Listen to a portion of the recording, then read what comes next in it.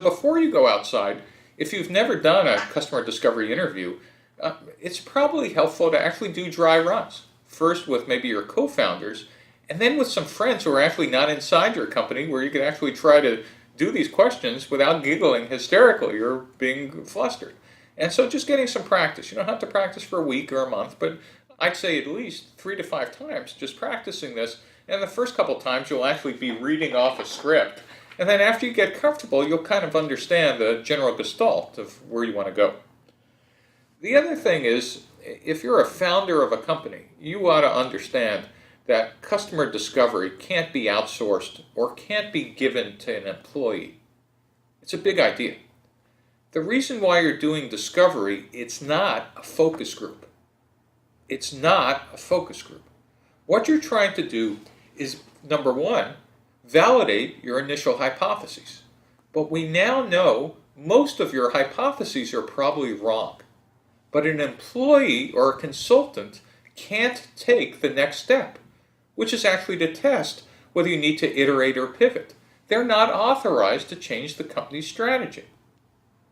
For customer discovery, a pivot is defined as a substantive change to one or more of the business model canvas components. What's a business model canvas component? Who's the customer? What's the product? What's the channel? How are we doing acquisition? What's the pricing? Only founders could look at a customer and say, you really didn't like that pricing. Well, what if I did it on a subscription basis? All of a sudden, a customer might go, subscription, that's great. You can't expect an employee or a consultant to ask those questions. So, one of the things we talk about before you get out of the building is called designing pass-fail experiments. And this might seem really complicated, like it requires math or formulas or whatever, but a pass-fail experiment is almost as simply as setting up a bet with yourself. And the bet with yourself could be, well, I think I'm going to be talking to these customers, and here's the reaction I think they're going to have. Or it could be, I think it's going to be men 35 to 43 who will love this product. And later when you find out it's teens, 18 to 22 who live in urban areas, you're going to kind of go, lost that bet, but learned a lot.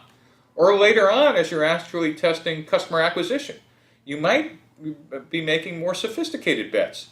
Gee, I think for every $10 in keywords, I'm going to get 43 people to hit the site, and then 10% of them will actually activate. Really interesting to see what the data looks over time. So instead of just getting random numbers back, you've set a set of expectations based on some hypotheses or maybe some earlier data, and you now get to compare your hypotheses with the experiments and the data. And what you're looking for is insight. Why were we right? Why were we wrong? What's the next step to take?